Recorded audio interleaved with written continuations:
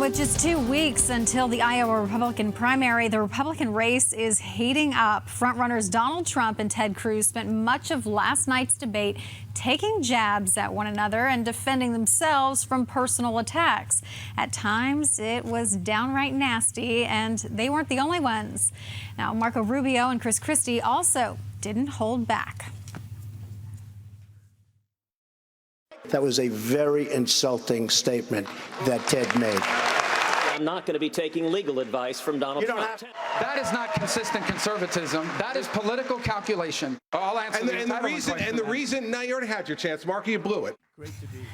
Well, Donald Trump today is back on the campaign trail. He's focusing his attention on Iowa, where the latest polls show him and Cruz in a dead heat.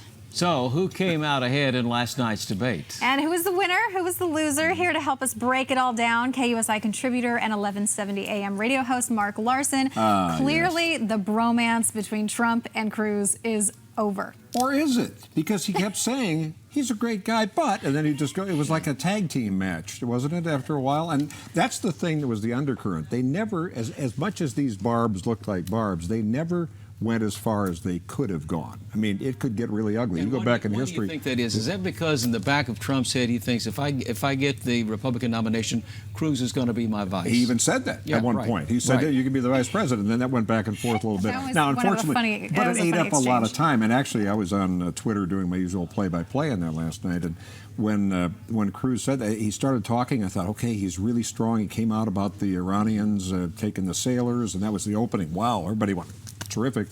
And then it's like you need to show a little more personality, which he did, but it still came off a little weird. Clearly the winners last night, though, and a lot of the so-called experts around the country are saying it was certainly Trump, it was Cruz. Maybe I think Cruz had a bit of an edge last night in many respects in terms of his debating style. Trump, of course, used the 9/11.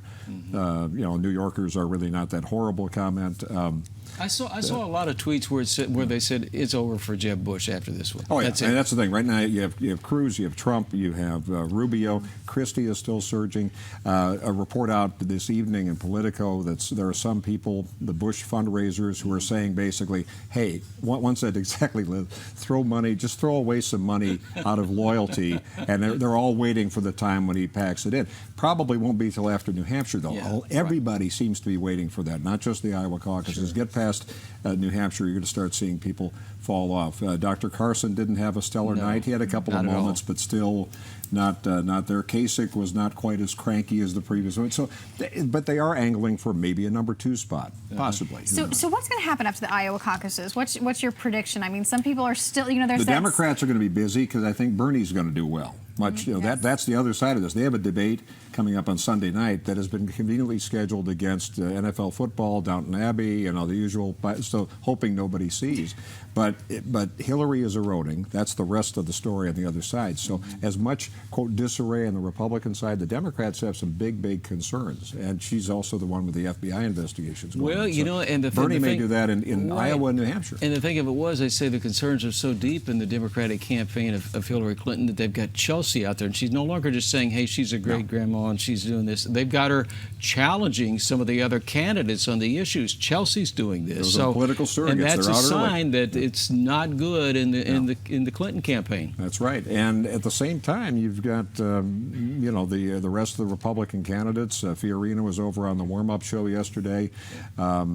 She likes spending time with her husband as opposed to the other woman. That was the opening statement. Yes, thanks so much. And by the way, I actually love spending time with my husband. I actually wanted to watch more of that earlier because there are only 3 candidates with her and Huckabee and Santorum. So there's still a lot of great, interesting people in this. The audience is still large. A lot of that's because of Trump. I would bet the next debate at the end of the month is going to be even more so because of the back and forth. But unfortunately, they do get caught up in the weeds of the personal stuff, and then it just eats away at the clock. I talked to Star Parker, who's a good friend of mine in the African American community, and she was just disappointed they didn't get into the entitlement issue, didn't get into the urban issues, talk about Black Lives Matter, so that kind of thing. Let me ask you this real quick. So if by some chance Trump got the nomination, do the old guard or the RNC, do they just hold their nose when it comes down to that one? I mean, at the convention? Well, there's a lot of resignation to that, and I read another blurb today, and someone said the establishment is starting to realize this may not be the year for an establishment candidate. I'm thinking, it's only been several months. I mean, it's clear that nothing is the same right now. The level of anger, what's going on now, the nervousness in national security, that's a big deal, and now the economy, the jitters there. So there's two things in lockstep and harmony there that aren't in harmony, and that's going to be a challenge. We're getting closer and closer to the finish line, and they're not seeing the changes that they thought they would be seeing at this point. But watch the media nationally go nuts with whatever happens. Kasich could do well. He's tracking pretty well in New Hampshire. Christie could do well, and all of a sudden it'd be like, oh, he's great. Just like President Bill Bradley had on the Democrats. Oh, wait a minute. He didn't have that, did he? Back in the years gone by. So they're all snapshots, a long slog, but election be here before you know it. Mark, as always, thank you. Thanks Interesting. See you, Mark.